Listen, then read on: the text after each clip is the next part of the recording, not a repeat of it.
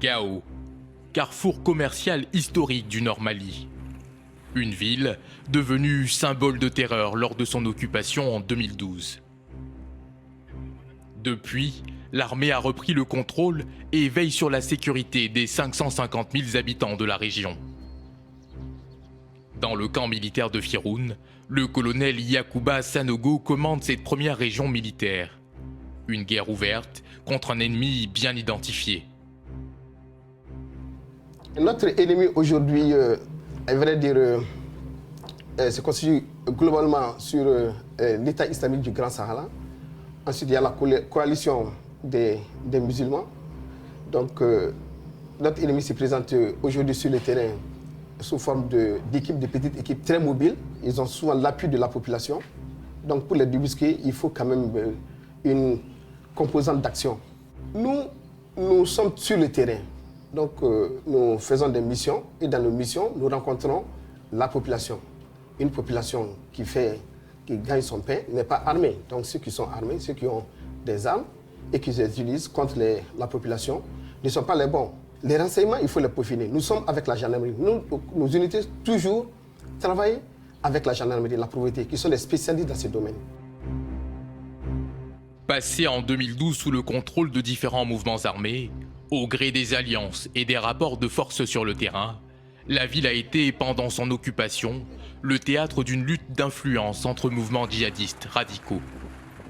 La situation sécuritaire y est aujourd'hui stable, mais reste précaire, d'où la multiplication des patrouilles dans la ville, de jour comme de nuit.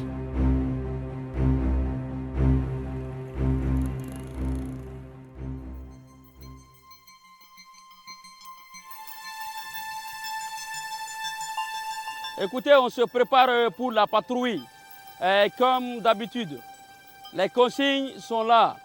Les armes toujours en sûreté. Toujours en sûreté. L'index toujours hors de la détente.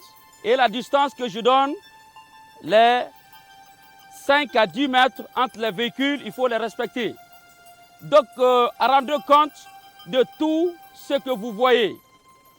Rendez compte aussi de tout ce que vous entendez dans la circulation. Embarquez et départ. La patrouille de l'adjudant Maïga, qui dispose d'équipements de vision nocturne, sillonne les rues de Gao ce soir-là, comme toutes les nuits. D'accord, Maïga, vitesse maximum 40 km/h.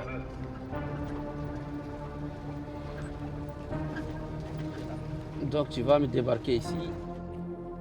Au cœur de la mission, un objectif central. Empêcher les infiltrations de groupes armés ou de personnes suspectes dans la cité.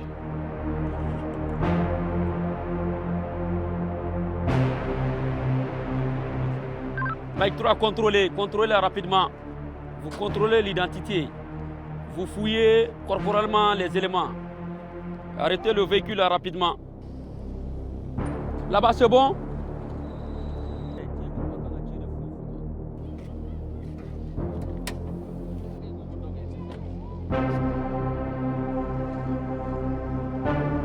Allez-y.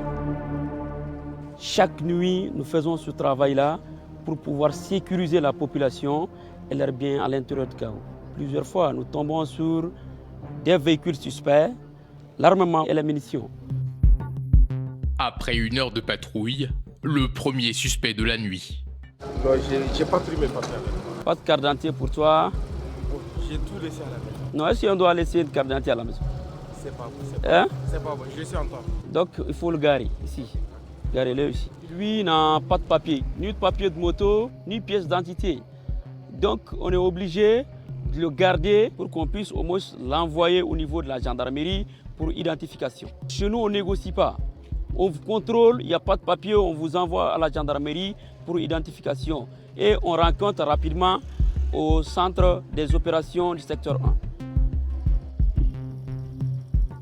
Dans cette guerre asymétrique que livrent les forces armées maliennes, distinguer des civils de potentiels combattants est un défi permanent.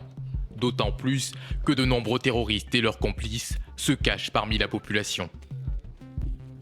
Nous sommes formés pour fouiller, pour contrôler et identifier les personnels. Il y a des infiltrations beaucoup de fois. Donc quand nous on contrôle, ça les rassure, la population.